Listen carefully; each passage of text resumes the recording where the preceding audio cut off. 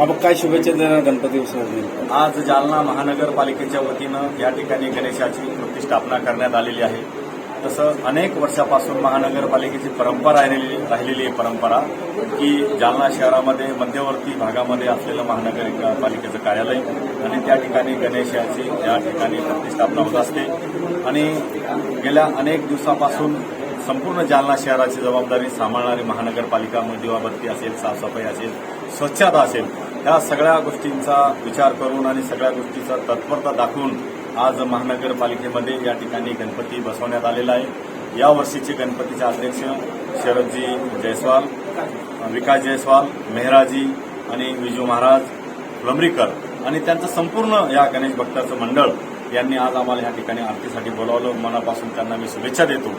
आणि महानगरपालिकेला हे सगळं या ठिकाणी घालणारे गणेशाच्या चरणी की महानगरपालिकेला ही सद्बुद्धी सुचू दे की जालना शहरातील आता पावसाळा चांगला सुरू आहे, साफसफाई चांगल्या पद्धतीनं होऊ दे आणि जालना शहरातील दिवाबत्ती जेणेकरून या पुढच्या 8 दिवसामध्ये गणेश भक्तांची गैरसोय होऊ नये.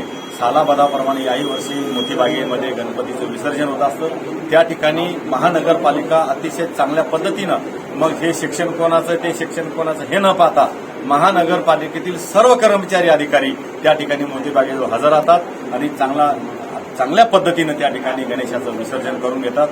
आणि आज आम्हाला या ठिकाणी बोलावलं, सर्वांचा मानसन्मान केला.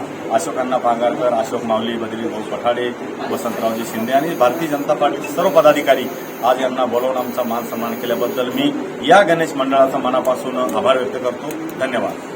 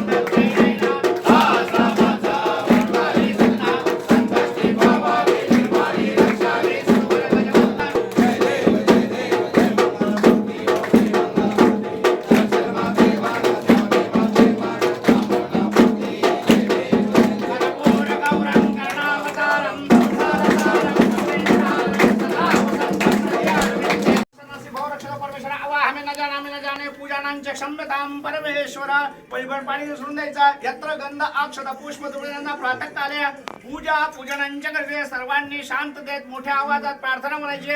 हरि ओम वक्रतुंड महाकाय सूर्यकोटि निर्विघ्नं कुरु मे देवो सर्वकार्येषु सर्वदा. प्रारंभे विनंती करो गणपती विद्यादया सागरा. अज्ञानत्वहरोणि बुद्धिमती ते आराध्य मोरेश्वरा. चिंता क्लेश दारिद्र दुःखावघे देशांतरा पाडवी. हे रंभा गजनायका गजमुखा वक्ता